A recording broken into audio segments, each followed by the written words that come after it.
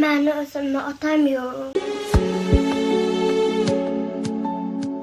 Savob bo'ladi deb yo'g'irib. Bu qizalog'imiz bizni shu mehrli qo'llar qaramog'ida, ular bu kishining dadalari yo'q, uylarida erkak kishi yo'q. Shu onalari va bitta buvilari bilan o'tirishadi. To'g'risini aytsam, bular shu mablag'ning o'ziga ehtiyojmand-da. Shu buvilarning mazalari yo'q, o'zlarini ham bemor bu qizalog'imiz.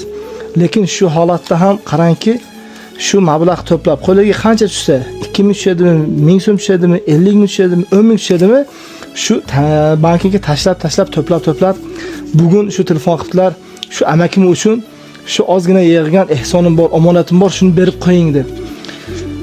Bu kishini olib kelganim sabab bu kishi meni qalb ko'zimni ochdilar, azizlar, qalb ko'zimni.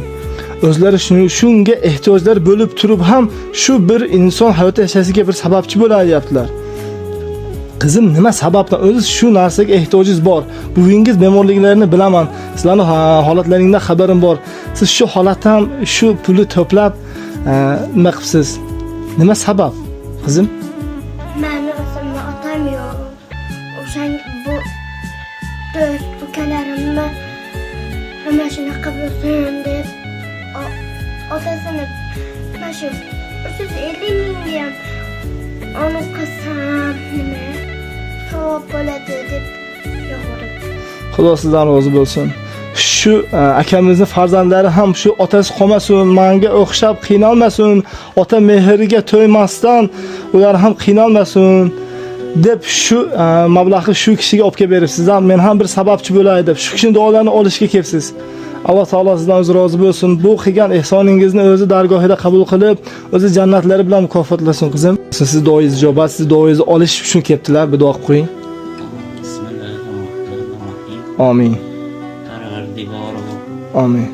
Shu qizimizni ham doim sog' bo'lib ketsinlar, ularga ham dardlariga shifo bersin. Amin. O'zlariga chiroyli baxt bergin Alloh. Amin. Qoriya bo'lib muslima qizlardan bo'lishlarini Alloh nasib Amin. etsin. Jannating bilan mukofot aylagin Parvardigor. Amin. Baxtli, saodatli qiladigan o'zingsan Alloh. Amin. Baxtli, saodatli qiyin shu qizimizni ham. Amin. Parvardigor bu dunyo aziz qilgin. Amin. Shu ehson qilayotgan barcha aziz vatandoshlarimiz, hamyurtlar, uzoqdagi safardagilar, pinhon ehson qilayotganlar, Amin. hammalarini maqsadlariga yetkazgin. Amin. Amin.